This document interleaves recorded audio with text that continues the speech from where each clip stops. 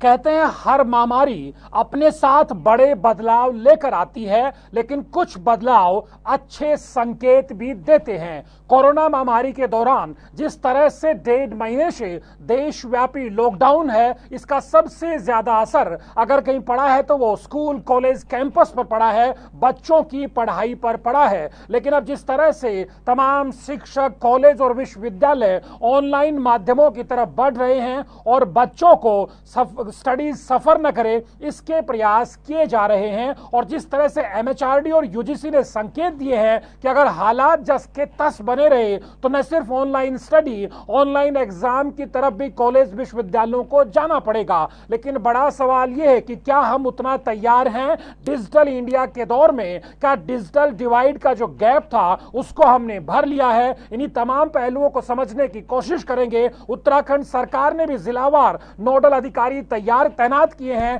ताकि राज्य में खासतौर पर सरकारी महाविद्यालयों में बच्चों की पढ़ाई सफर न करे, उनको पूरा सपोर्ट मिल सके। पहाड़ से मैदान तक किस तरह के हालात हैं, जानने की कोशिश करेंगे। एक छोटी सी रिपोर्ट देखिए।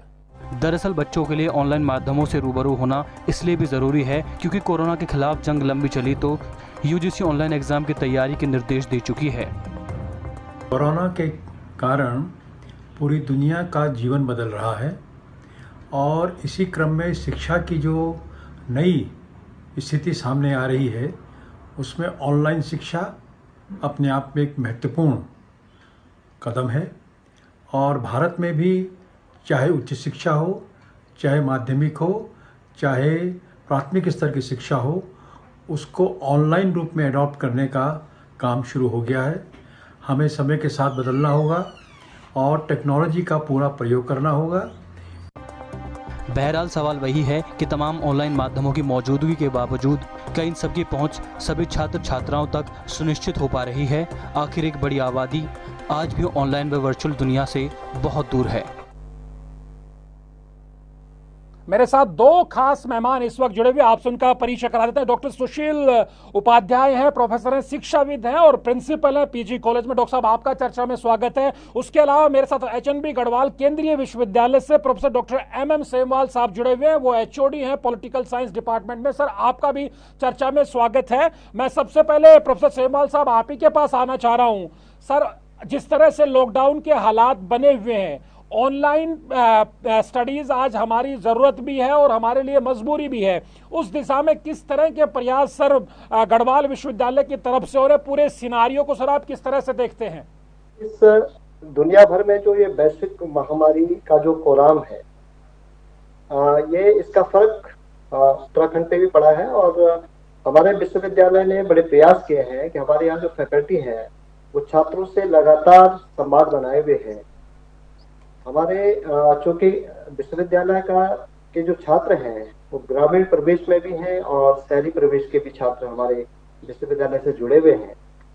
हमारे जो माध्यम है वो हम वीडियो के माध्यम से, पीडीएफ फाइल के माध्यम से, फेसबुक के माध्यम से और जूम के माध्यम से, तमाम जो जितने भी ऑनलाइन जो माध्यम है उनके माध्यम से अपने छात्रों तक पहुंच पा रहे हैं।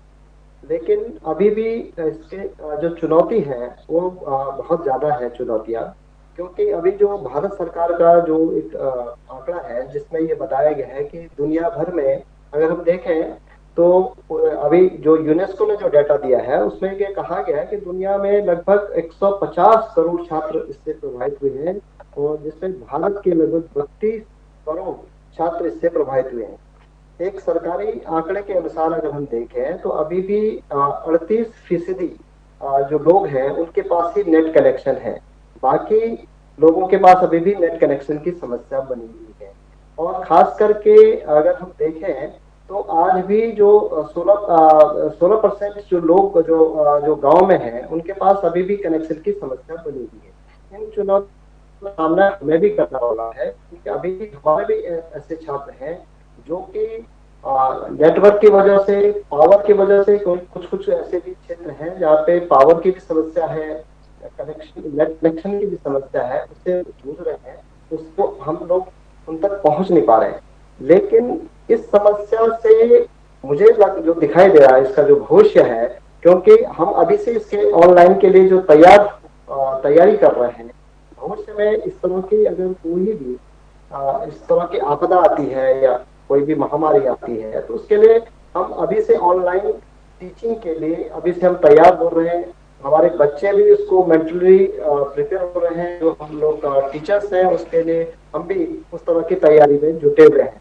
मैं समझता हूँ कि ठीक है। ये जो चुनौती है इसको अवसर के तौर पर हमें देखना होगा और उसके लिए सरकारों को भी तैयार होना पड़ेगा, क्योंकि जो बहुत सारे ऐसे क्षेत्र हैं जहाँ पे कि अभी भी समस्या बनी हुई है, डाटा की समस्या बनी हुई है, कनेक्शन की समस्या बनी हुई है। उसमें सरकारों की तरफ से भी, विश्वविद्यालयों की तरफ से भी अभी बहुत कोशिश करने की आवश्यकता है ये इस चुनौती को हमें अवसर में तब्दील करने के लिए। जी, आपका अनुभव क्या कहता है इस पूरी तस्वीर को लेकर? जिस तरह से प्रोफेसर सेमवाल साहब ने एक पिक्चर रखी है, आपका क्या अनुभव रहा है पिछले 40-45 दिनों का? आप किस तरह से इस मसले को देखते हैं? फिर मैं आप लोगों के साथ कुछ सवाल और रखूंगा। देखिए, एक बड़ी चुनौती तो है और चुनौती में एक अवसर भी छिपा हुआ है। बड़ा चैलेंज ये है कि जो गांव देहात का बच्चा है अभी वो आईसीटी के इस्तेमाल में उतना परफेक्ट नहीं है, और उसके साथ चैलेंज ये भी है कि जो टीचर हमारे पास उपलब्ध है वो टीचर भी अभी परफेक्ट नहीं है कि प्रॉपरली आईसीटी का इस्तेमाल कर सके। लेकिन एक महत्वपूर्ण बात ये हुई है कि पिछले 1.5 महीने में स्टूडेंट ने भी और टीचर ने भी एक्स्ट्रा ऑर्डिनरी एफर्ट्स किए हैं, और उन एक्स्ट्रा ऑर्डिनरी एफर्ट्स का परिणाम ये है कि उत्तराखंड जैसे स्टेट में जहां बड़ा इलाका हिल का है और कनेक्टिविटी की प्रॉब्लम बनी रहती है, वहां पे लगभग 70% स्टूडेंट्स ऑनलाइन माध्यमों के जरिए अपने टीचर्स के साथ जुड़े हुए हैं। लेकिन सवाल ये है कि बाकी 30% का क्या होगा। वर्चुअल माध्यम्स पे एक बड़ा चैलेंज ये है कि जो बच्चे हिंदी में या रीजनल लैंग्वेजेज में हायर एजुकेशन में या सेकेंडरी एजुकेशन में पढ़ाई कर रहे हैं, उनके लिए ऑनलाइन स्टडी मटेरियल्स की क्वालिटी और क्वांटिटी दोनों पुअर हैं। तो एक बड़ा चैलेंज ये है, और हमने शायद पिछले दिनों में ये नहीं सोचा था कि अचानक कोई ऐसे हालात हमारे सामने आ जाएंगे कि हमें अपने माध्यम को शिफ्ट करना पड़ेगा। तो एक ये कन्वर्ज होने का दौर है, इसमें कई तरह की चुनौतियां मौजूद रहेंगी, लेकिन जो कुछ हासिल होगा वो अच्छा हासिल होगा। एक और बात मैं यहाँ पर आपसे शेयर करना चाहता हूँ कि आने वाले दिनों में जब भी हम कोरोना से पार पाएंगे तो एजुकेशन का स्वरूप वो नहीं रह जाएगा जो कि अब से 2 महीने पहले था। इसमें एक बड़े लेवल पर बदलाव हम देखेंगे। पवन जी। जी जी, डॉक्टर सेमवाल जी, हम डिजिटल इंडिया के दौर में रह रहे हैं, लेकिन जो हमारे देश में, आपने हालांकि उसका जिक्र भी किया, जो डिजिटल डिवाइड है वो अभी बहुत ज्यादा है। एक मिशन अंत्योदय, एक राष्ट्रव्यापी एक सर्वे हुआ था 2017-18 में, ग्रामीण विकास मंत्रालय का सर्वे, जो बताता है कि हिंदुस्तान में 16% आबादी जिसके घर में लाइट 1 घंटे से लेकर के 8 घंटे तक आती है, 33% आबादी ऐसी है जिसके घर में या ऐसे 9 घंटे से 12 घंटे बिजली आती है, 47% ऐसे हाउस होल्ड है जिनको 12 घंटे दिन में लाइट मिलती है। इसी तरह का आंकड़ा इंटरनेट या कोई इस्तेमाल को लेकर के है, स्मार्टफोन के इस्तेमाल को लेकर के है। और सर, जो सबसे बड़ी दिक्कत, वो जो गरीब तबका है वो अपने बच्चे को स्मार्टफोन या लैपटॉप या कंप्यूटर अवेलेबल नहीं करा पाएंगे, तो उनके लिए चुनौती ज्यादा है। तो क्या जो शैक्षणिक संस्थान है उस पक्ष पर भी गौर कर रहे हैं, उस पक्ष पर भी फोकस कर रहे हैं कि उस तबके का बच्चा महरूम न रह जाए ऑनलाइन स्टडीज से? पवन जी, निश्चित रूप से ये एक बहुत बड़ा चैलेंज है, क्योंकि अभी भी हमारा जो ग्रामीण परिवेश है उसमें इस तरह की दिक्कतें तो हैं।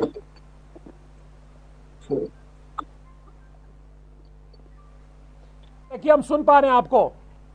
मैं इसमें ये एक जो सबसे बड़ी चुनौती है वो है कि आपको मेरे आवाज चुनौती है वो ये है कि पावर की समस्या जो आपने बताई है वो है। लेकिन दूसरी तरफ अगर हम देखें, जब से हम डिजिटल इंडिया की हम बात कर रहे हैं, तो निश्चित रूप से गांव में भी अगर हम देखें, हर गांव में टेलीविजन के माध्यम से भी और सूचना के इस दौर में लोग जुड़ पा रहे हैं। लेकिन इससे जो एक असमानता पैदा होने की जो संभावना दिख रही है कि जिन लोगों, जो बच्चे बहुत पढ़ने में बहुत होशियार हैं, अच्छे हैं, लेकिन चूंकि उनके पास कनेक्टिविटी की समस्या है, और एक वो छात्र हैं जिनके पास नेट की कनेक्शन अच्छी तरह से आ रहा है, तो ये इस तरह की भी असमानता दिखाई दे रही है कि जिनके पास पूरी तरह से जो पढ़ाई कर पा रहे हैं और जो नहीं कर पा रहे हैं, नहीं कर पाने के पीछे जो कारण है वो कारण है उनके पास नेट कनेक्शन का। तो ये जो चुनौती है इसके लिए हमें तैयार होना होगा।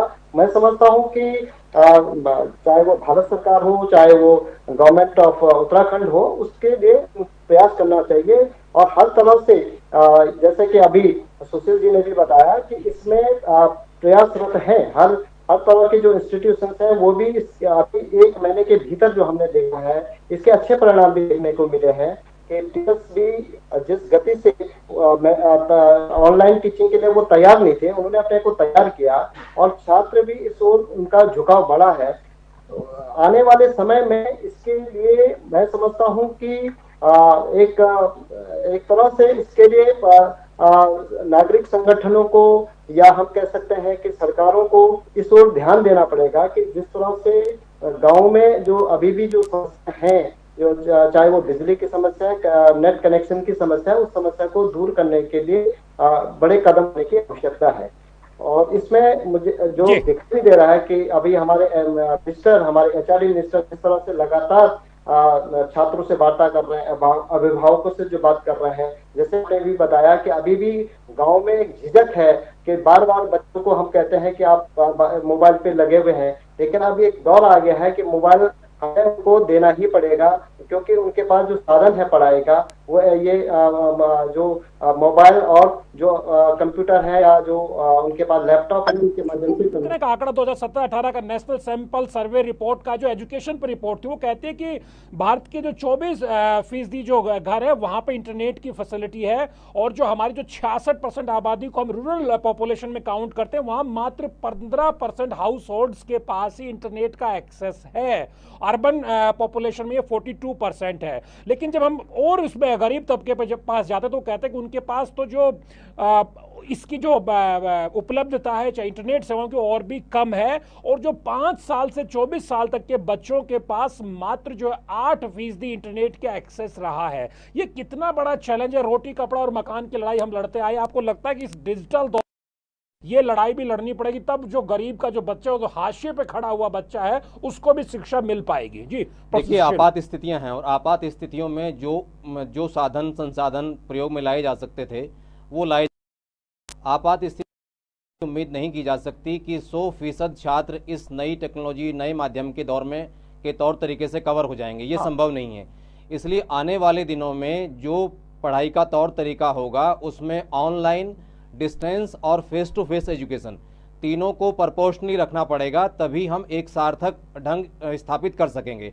अगर आज की तारीख में हम ये सोचें कि 100% बच्चा वर्चुअली पढ़ पाएगा तो ये दिवा स्वप्न है। हाँ। और मैं एक और बात आपके सामने रखना चाह रहा हूँ कि सरकारी स्कूलों में पढ़ने वाले, खास तौर से इंटर कॉलेजों में पढ़ने वाले बच्चे लगभग इस माध्यम से पूरी तरह से कटे हुए हैं, चाहे वो उत्तराखंड हो, चाहे वो बिहार हो, उत्तर प्रदेश हो या कोई और राज्य हो। जो सरकारी स्कूल में बच्चा जा रहा है, मैं ये मानने को तैयार नहीं हूँ कि उसके माँ बाप ऐसी स्थिति में होंगे कि अगर घर में 3 बच्चे हैं तो तीनों बच्चों को वो स्मार्टफोन उपलब्ध करा देंगे या लैपटॉप उपलब्ध करा देंगे, ऐसी कोई संभावना नहीं है। तो बड़ा चैलेंज उन बच्चों के लिए है जो बच्चे ग्रामीण इलाकों के हैं, जो बच्चे सरकारी संस्थाओं में पढ़ रहे हैं। शहर का बच्चा अपेक्षाकृत तकनीक से भी वाकिफ़ है, उसके पास स्मार्टफोन भी है और एक हिस्सा मान लें कि उनके पास बाकी सारी सुविधाएं, चाहे वो बिजली हो, चाहे नेट कनेक्टिविटी हो, चाहे इंस्ट्रूमेंट्स हों, वो उपलब्ध हैं। लेकिन गांव का बच्चा और ग्रामीण संस्थाओं में पढ़ रहा बच्चा, सरकारी संस्थाओं में पढ़ रहा बच्चा, उसके सामने एक बड़ा चैलेंज है। फिर उसके लिए रास्ता क्या है? उसके लिए रास्ता क्या बने? ये होगा कि हमें इस वक्त इस पद्धति में डिस्टेंस मोड को भी शामिल करना पड़ेगा। बहुत साल पहले इग्नू ने एक कोशिश की थी कि ट्रेडिशनल एजुकेशन के साथ आप डिस्टेंस मोड को कन्वर्ज कर दें, यानी बच्चा कुछ दिन स्कूल में पढ़े और कुछ दिन रह के घर पे पढ़े, वो फिर एक तयशुदा दिन में आके अपने टीचर के साथ उन सारे विषयों पर बात करे। तो हमें आने वाले दिनों में जो सोचना, दिन किसी संस्था में पढ़ाई कर रहे हैं तो हमें कोई 1 दिन या 2 दिन ऑनलाइन मीडियम के लिए और डिस्टेंस मोड के लिए रखना पड़ेगा। तो हमारा जो हायर एजुकेशन का या सेकेंडरी एजुकेशन का जो स्वरूप रहेगा वो मौजूदा स्वरूप की तरह नहीं रहेगा। अगर मौजूदा स्वरूप की तरह हम इसको रखेंगे तो जो बात आपने कही, एक डिजिटल डिवाइड मौजूद है, ये गैप और बढ़ जाएगा। जी प्रोफेसर सेमवाल जी, सर एक आंकड़ा और है, internet and mobile association of India की 2019 की रिपोर्ट है सर, ये इस डिजिटल डिवाइड में जो एक तरह से जेंडर गैप है उसकी तरफ इशारा करती है कि हिंदुस्तान के अंदर 67% लोगों के पास, मतलब मर्दों के पास मोबाइल की, स्मार्टफोन की, इंटरनेट की एक्सेसिबिलिटी हो सकती है, उनके कंपैरिजन में सिर्फ 33% महिलाएं हैं। ग्रामीण क्षेत्र में डिजिटल डिवाइड जो जेंडर गैप का और बढ़ जाता है, वहां पे 72% बनाम 28% बचता है। मेरा सवाल ये कि हमारी बच्चियां किस तरह से इस ऑनलाइन माध्यमों से इस के जरिए अधिक से अधिक बेनिफिट हो, इसको लेकर के क्या किया जा सकता है, क्या किया जा रहा है? जेंडर का इशू है, इसमें विश्वविद्यालय लेवल पे तो इससे इतना गैप नहीं है जितना कि हम सोच रहे हैं, लेकिन नीचे के स्तर पर जैसे आपने कहा कि खास करके प्राइमरी स्कूल या माध्यमिक स्कूल, यहाँ पे निश्चित रूप से इस तरह का गैप है और सरकारों के द्वारा इस तरह के जो लिंग भेद है उसके लिए भी स्कूली शिक्षा में इस बात के लिए सेंसिटाइज किया जाता है और उसको करना पड़ेगा। मुझे लगता है कि इसके लिए अभिभावकों से इस बारे में बातचीत करनी पड़ेगी। इस तरह का जो गैप है उस गैप को दूर करने के लिए पेरेंट्स और टीचर्स के बीच संवाद की आवश्यकता है। जब तक ये संवाद नहीं हो पाएगा तब तक ये समस्याएं, खास करके जो नीचे के बच्चे हैं, खास करके प्राइमरी और माध्यमिक, उसमें ये समस्या अभी भी बनी हुई है।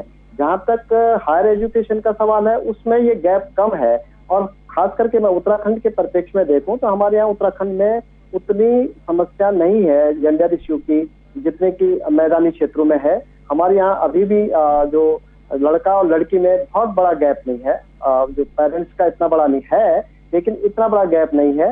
इसके लिए मुझे जो समझ में आता है कि वो उसमें और लगातार अभिभावक और टीचर्स के बीच इस दूरी को कम करने के लिए प्रयत्न करने पड़ेंगे। एक सवाल है, मैं इसमें एक सुझाव के रूप में एक बात रखना चाह रहा हूं कि अब एक बड़ा चैलेंज हम महसूस कर रहे हैं कि बच्चों के पास ऐसे गैजेट नहीं है जिन गैजेट्स पे वो पढ़ सकें, और लगभग 10 करोड़ बच्चे इस वक्त इस चैलेंज को किसी न किसी लेवल पर महसूस कर रहे हैं। हम इन 10 करोड़ में से ही मान लें कि 5 करोड़ बच्चे ऐसे हैं जो ग्रामीण संस्थाओं में पढ़ रहे हैं या गाँव से आते हैं और उनके पास ये सुविधाएं नहीं हैं। क्या भारत सरकार किसी ऐसे प्रोग्राम पे विचार कर सकती है कि जहां हम कोई ऐसा कम पैसे वाला गैजेट बच्चों को उपलब्ध करा सकें जो सीधे तौर पर पढ़ने लिखने से ही जुड़ा हो? मैं आपको याद दिलाना चाहता हूं कि एक योजना 7-8 साल पहले चर्चा में आई थी कि एक खास तरह का टैबलेट जो है भारत सरकार उस तरह के एक इंस्ट्रूमेंट की जरूरत इस वक्त है। तो वो स्मार्टफोन भले ही ना हो लेकिन वो किस तरह का गैजेट हो जहां बच्चे पढ़ सकें, और सरकार जैसे मदद कर रही है, जैसे बात लगातार चर्चा में आ रही कि भाई आर्थिक तौर पर भी भारत की अर्थव्यवस्था को मदद दी जानी है, तो उस मदद के एस्पेक्ट में इन चीजों को भी शामिल किए जाने की आवश्यकता लगती है। बहुत महत्वपूर्ण सुझाव आपने दिया। अब मैं प्रोफेसर सेमवाल जी आपसे एक चीज और जानना चाहूंगा, क्या जो कहा जा रहा है कि ऑनलाइन एग्जाम भी अगर हालात ऐसे ही बने रहे तो कराए जाएंगे, मैं दोनों से आप लोगों से बारी बारी जानना चाहूंगा, क्या इस वक्त हमारे विश्वविद्यालय, हमारे कॉलेजेस और हमारी राज्य सरकारें इतनी पुख्ता तौर पर तैयार हैं कि हम सभी बच्चों के ऑनलाइन एग्जाम्स करा सकते हैं? हाँ, जहाँ तक पवन जी विश्वविद्यालय का सवाल है, पीजी लेवल में तो ये हो सकता है कि हम पीजी लेवल तक के जो एग्जाम्स हैं उसको ऑनलाइन करने की कोशिश करेंगे, लेकिन जो अंडर ग्रेजुएट जो क्लासेस हैं उसमें नंबर ऑफ स्टूडेंट्स बहुत ज़्यादा है, जिन विषयों में संख्या बहुत ज़्यादा है उनमें अभी दिक्कतें आएंगी ऑनलाइन एग्जामिनेशन की, क्योंकि ऑनलाइन के लिए अभी हम लोग मेंटली प्रिपेयर नहीं हो पाए हैं। क्योंकि फिर वही सवाल यहाँ पे भी उठता है कि अगर हम ऑनलाइन एग्जामिनेशन कराएंगे, कुछ ऐसे बच्चे हैं जो दूर दराज के क्षेत्रों में है, उच्च हिमालय जनपदों में, बहुत ही रूरल एरिया में है, और वो अगर हमारे उनके पास कनेक्टिविटी नहीं है तो ये इश्यू आएगा ऑनलाइन एग्जामिनेशन का। ये एक बहुत बड़ा चैलेंज है। उसके लिए विश्वविद्यालय स्तर पर भी वार्ता हो रही है, यूजीसी के लेवल पर भी वार्ता हो रही है। इसके लिए कमेटी का भी गठन किया गया है। मुझे लगता है कि ऑनलाइन एग्जामिनेशन का पैटर्न फिर हमें देखना पड़ेगा कि क्या हम जो हमारा जो पैटर्न था पहले का, जो हमारा ट्रेडिशनल जो हम एग्जामिनेशन कराते थे, उस पैटर्न में जब तक हम बदलाव नहीं ला पाएंगे तब तक थोड़ा मुश्किलें आएंगी हमें एग्जाम कराने में। जी जी प्रोफेसर देखिए सुनील उपाध्याय जी, आप किस तरह से देखते हैं इस चीज को? विचार के रूप में और सिद्धांत के रूप में तो अच्छा लगता है कि ऑनलाइन एग्जाम कराया जाए। हाँ। लेकिन भारत इस स्थिति में नहीं है कि इतने बड़ी संख्या में छात्र छात्राओं का ऑनलाइन एग्जाम करा सके। भारत ऐसी स्थिति में भी नहीं है कि हायर एजुकेशन में एनरोल स्टूडेंट्स का हमारे यूनिवर्सिटी ऑनलाइन एग्जाम करा सकें। आप सेकेंडरी और सीनियर सेकेंडरी में तो विचार सोच भी नहीं सकते इस बात को।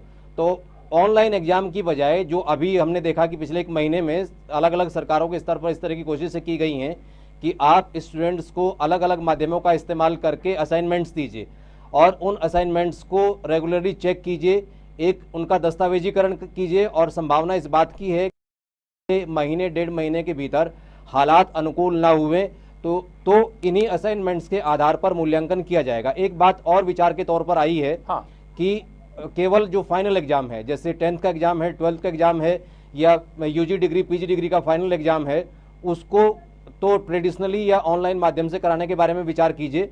और बाकी जो एग्जाम्स हैं उनको कैरी फॉरवर्ड करने की स्थिति या उनके जो पूर्ववर्ती एग्जाम हैं उनके आधार पर एक एवरेज मार्किंग करके उन्हें अगली क्लास में भेजा जाए, क्योंकि खास तरह के हालात तो उसी तरह से बच्चों की बहुत ज्यादा हमको उस तरह से कड़ी परीक्षा भी लेनी नहीं चाहिए, क्योंकि बच्चे बहुत ज्यादा सफर कर रहे हैं। सिर्फ ये लॉकडाउन हम ही नहीं ले, दबाव स्ट्रेस उन पे भी है।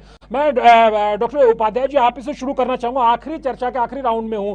क्या सजेशंस आपके सिस्टम, सरकारी सिस्टम, शिक्षा सिस्टम के लिए नंबर 1, और बच्चों को किस तरह से मोटिवेट रखा जाए उसको लेकर के क्या आपके सुझाव है? देखिए, बड़ी चुनौती ये है कि जो बच्चे वर्चुअल मीडियम पे उपलब्ध नहीं है उनको आप क्या सुझाव दे सकते हैं? उनके लिए सुझाव यही है कि अगर वो सामान्य फोन कॉल के जरिए आपके संपर्क में हैं तो सामान्य फोन कॉल के जरिए आप जितनी उनकी मदद कर सकते हैं उतनी कीजिए। एक बात उन बच्चों को प्रेरित कीजिए कि वो पर जो भी उसके आधार पर असाइनमेंट्स बनाएं और जब हालात सामान्य हों तो उन असाइनमेंट्स को लेके अपने टीचर से संपर्क करें। भविष्य के लिए फेस टू फेस एजुकेशन का एक हिस्सा आप ऑनलाइन एजुकेशन और डिस्टेंस मोड को समर्पित कीजिए, यानी एक मिलीजुली व्यवस्था की हो जाए कि भविष्य में अगर कोई ऐसे हालात या चुनौती बने तो हम उनका आसानी से सामना कर सकें। और एक अंतिम बात कि गांव देहात के बच्चों के बारे में सोचिए, उन बच्चों के बारे में सोचिए जो टेक्नोलॉजी, जो डिजिटल एरा के फ्रेम में अभी नहीं है, और इस पर जो एक बड़ा प्रयास हो वो पूरे देश के लेवल पर हो, और उस प्रयास में वो बच्चे भी जिसे हम सबल्टर्न या वो कैटेगरी कहते हैं जो मेन कोर्स में शामिल नहीं, उनको भी आप हिस्सेदार बना सकें। ठीक है, और बच्चों को क्या कहेंगे ऐसे में जो बच्चे हैं कि वो स्ट्रेस में ना रहे, इतना ज्यादा अपने ऊपर एग्जाम का दबाव महसूस ना करें, क्योंकि हालात ऐसे बने हुए हैं? देखिए, जो जिस शिफ्ट हुई है, जिस तरह से फेस टू फेस से आप टेक्नोलॉजी पे आए हैं, उसने एक बड़ा चैलेंज सामने खड़ा किया है बच्चों के और उनके गार्जियंस के। मैं एक गार्जियन के रूप में और एक शिक्षक के रूप में ये सुझाव देना चाहूँगा कि ईजिली बच्चे जो कर पा रहे हैं, आसानी से जो कर पा रहे हैं, उनको उतना करने दीजिए। वैसा दबाव मत बनाइए कि वो सारा क्लास का फ्रेम आपके घर पे लाके कंप्लीटली उसको फॉलो कर सकें। और मैं अपने टीचर्स से भी, अपने शिक्षक साथियों से भी अनुरोध करता हूँ, खासतौर से जो प्राइमरी और सेकेंडरी एजुकेशन को डील कर रहे हैं, कि मेहरबानी करके स्टूडेंट्स पे इतना स्ट्रेस मत बनाइए कि वो रिवोल्ट कर जाएं। वो होमवर्क के दबाव से, ऑनलाइन होमवर्क के दबाव से भी बिल्कुल होमवर्क नहीं होना चाहिए। ठीक है। प्रोफेसर सेमवाल जी, आप चूंकि आप विश्वविद्यालय के स्तर पे हमको रिसर्च वर्क भी आगे बढ़ाना है, हमको पीजी और यूजी की क्लासेस भी चलानी है, बड़े कैनवस पे हमको काम करना है, उस लिहाज से शिक्षा विभाग के स्तर पे, शिक्षा सिस्टम के स्तर पे आपके क्या सुझाव हैं और बच्चों को लेकर के आपका क्या मैसेज है सर? जहाँ तक रिसर्च का सवाल पवन जी आपने उठाया, रिसर्च वाले में तो चूंकि जो बच्चे हैं हमारे रिसर्च में, वो उनका थोड़ा इस तरह के, क्योंकि प्री पीएचडी कोर्स वो कर चुके हैं, उनको थोड़ा कंप्यूटर का जो नॉलेज भी है और उनको प्री पीएचडी के दौरान ये सारी चीजें उनसे उनको पता भी है, उनको जानकारी भी है। लेकिन मुझे लगता है कि जो नीचे चाहे वो यूजी का बच्चा है या माध्यमिक का बच्चा है, इसके लिए जो सबसे बड़ी समस्या आज हमें दिखाई दे रही है, वो उनको एक मन में उनका एक दबाव भी है, प्रेशर भी है, क्योंकि हर टीचर उनको जिस तरह से ऑनलाइन उनको पीडीएफ फाइल भेज रहे हैं और बहुत ज्यादा फाइलें उनके पास आ गई हैं, तो वो उनकी मनस्थिति भी देखने की आवश्यकता है। तो मैं समझता हूँ कि इसके लिए उनके जो परिवार वाले हैं, जो अभिभावक हैं, उनको भी इस समय उनकी भी काउंसलिंग करने की आवश्यकता है, बच्चों की काउंसलिंग करने की आवश्यकता है, कि जिससे उन पे किसी भी तरह का कोई दबाव न बने। हम भी विश्वविद्यालय स्तर पे ये बात कर रहे हैं कि जिस बच्चे के पास, जैसा अभी सुशील जी ने भी कहा, कि अगर उसके पास स्मार्टफोन नहीं है, लेकिन उसके बाद अगर वो सामान्य फोन भी है, उसके द्वारा वो जो बातचीत कर रहा है और उसके माध्यम से भी हम उसको कम से कम छोटी छोटी फाइल बना करके हम उसको भेजें और उससे उस पर किसी तरह का दबाव न करें। थोड़ा फ्लेक्सिबिलिटी यहाँ पे विश्वविद्यालय स्तर पर और जो जितने भी हमारे एग्जामिनेशन बोर्ड है उनको फ्लेक्सिबिलिटी रखनी पड़ेगी, क्योंकि ये एक ऐसी अचानक महामारी जिस तरह से आई है, ये एक तरह से बच्चों पे इस तरह का प्रेशर बढ़ गया है। उसके लिए बच्चों की भी काउंसलिंग करने की आवश्यकता है और अभिभावकों की भी काउंसलिंग करने की आवश्यकता है, और इसके लिए हमें पूरी तैयारी के साथ आना होगा, तैयारी के साथ आना पड़ेगा। सेमवाल जी, प्रोफेसर उपाध्याय जी, आप दोनों मेहमानों का बहुत बहुत धन्यवाद। आपने वक्त निकाला और बहुत महत्वपूर्ण सुझाव एक तरह से सिस्टम के सामने भी, बच्चों और अभिभावकों के सामने भी रखे हैं। निश्चित तौर पर मुश्किलों भरा वक्त है, लेकिन शिक्षा के जगत में इसे अपॉर्चुनिटी के तौर पर हमको देखना पड़ेगा। लेकिन सरकार को शिक्षकों के साथ कंधे से कंधा मिलाना पड़ेगा और अभिभावकों और बच्चों को भी भरोसे में लेकर के ये जो कैंपस क्लासरूम से जो हम वर्चुअल क्लासरूम की तरफ बढ़ रहे हैं, उसकी तरफ हमको सबको मिलकर के संवाद के साथ आगे बढ़ना होगा। बहुत बहुत धन्यवाद।